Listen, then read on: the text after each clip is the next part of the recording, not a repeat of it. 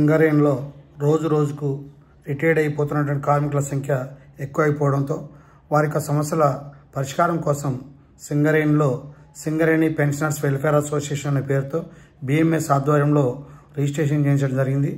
ఆ యొక్క యూనియన్ సింగరేణిలో బలోపేతం చేయడం కోసం పెద్ద లక్ష్మారెడ్డి గారు సింగరేణి వ్యాప్తంగా ఉన్నటువంటి పెన్షనర్స్ అసోసియేషన్ని ఒకతాటి మీద తీసుకురావడం కోసం వారు సమావేశాలు ఏర్పాటు చేసి సింగరేణిలో ఉన్నటువంటి కార్మికుల యొక్క సమస్యలు, పెన్షన్ కార్మికుల యొక్క సమస్యలు, సింగరేణిలో ఉన్నటువంటి వాస్తవాలు, పెన్షన్ పొందుతున్నటువంటి కార్మికుల యొక్క వాస్తవాలను కూడా వారికి తెలిపి పెన్షన్ కార్మికులకు ఏకీకృతంగా ఒకతాటిపైకి తీసుకొచ్చేసి వారిని బలోపేతం చేయాలని వారు పిలుపునివ్వడం జరిగింది. ఈ మేరకు మొట్టమొదటిగా హైదరాబాద్లో ప్రారంభం చేసి హైదరాబాద్లో సమావేశం ఏర్పాటు చేయడం జరిగింది.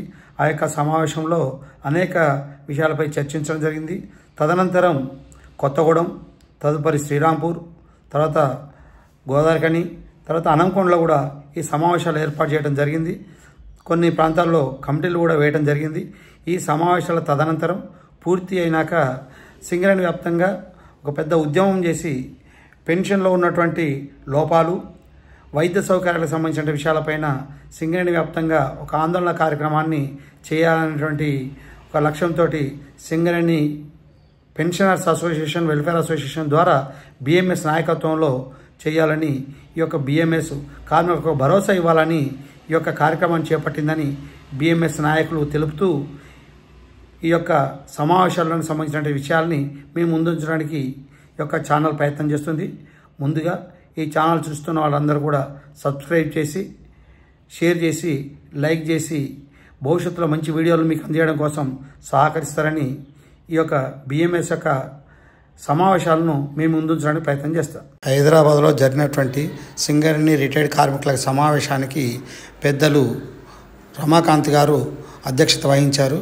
ముఖ్య అతిథిగా అరుణ్ కుమార్ గారు పాల్గొన్నారు. సమావేశంలో పులి రాజారెడ్డి గారు, టి ఉమాకర్ గారు, వి రవీందర్రావు గారు మరియు టంగుటూరు కొమరయ్య గారు, అశోక్ గారు కూడా పాల్గొన్నారు. ఈ కార్యక్రమాన్ని ఉద్దేశించి పులి రాజారెడ్డి గారు, రమాకాంత్ గారు సింగరేణిలో రిటైర్డ్ కార్మికుల సమస్యల పరిష్కారం కావడం కోసం BMS ఆధ్వర్యంలో ఉన్నటువంటి సింగరేణి పెన్షనర్స్ అసోసియేషన్ని బలోపేతం చేయాలని పిలుపునిచ్చినారు. తదుపరి సింగరేణిలో BMS యూనియన్ స్థాపించిన వారిలో ఒకరు చంద్రమౌళి గారిని సన్మానం చేయడం కోసం ఈ సమావేశం నిర్ణయించి వారికి సన్మానం చేయడం జరిగింది. లక్ష్మారెడ్డి గారు సింగరేణి రిటైర్డ్ కార్మికుల సమస్యలపైన దృష్టి సారించారని కూడా వివరించడం జరిగింది.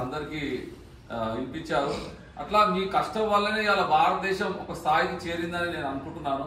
అట్లా ఇంకా మీరు అందరూ స్ఫూర్తిగా ఇవాళ ఉన్న యువకులకు కూడా మీరు చేసిన కష్టాలు, ఆ రోజు పడ్డ కష్టాలు కూడా వాళ్ళకి చెప్తే ఇవాళ పని ఇంకా బాగా చేసి ఇంకా భారతదేశం ఇంకా చాలా ముందుకు వెళ్తుంది అనుకుంటున్నా. అదేవిధంగా ఈరోజు పోయిన సంవత్సరం రామ జన్మభూమిలో రామ ప్రతిష్ట జరిగింది, రామాలయం, బాలరామాలయం. ఈరోజు అందరూ మీ పెద్దలతోటి కూడా ఇక్కడ ఉన్నందుకు నాకు చాలా సంతోషం ఉంది.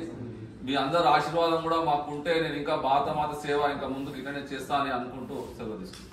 కొత్తగూడలో జరిగినటువంటి రిటైర్డ్ కార్మికుల యొక్క సమస్యలపైన రమాకాంత్ గారు ముఖ్య అతిథిగా పాల్గొని అనేక విషయాలు ప్రస్తావించారు.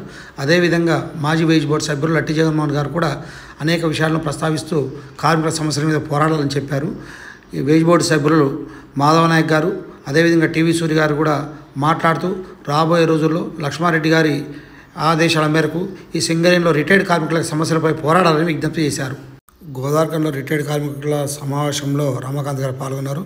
వారికి యాదగిరి సత్తయ్య గారు స్థానికులతోటి ఒక మెమోరాండం సమర్పిస్తున్నారు. దానికి సంబంధించి రమాకాంత్ గారు ఇప్పుడు మాట్లాడుతున్నారు.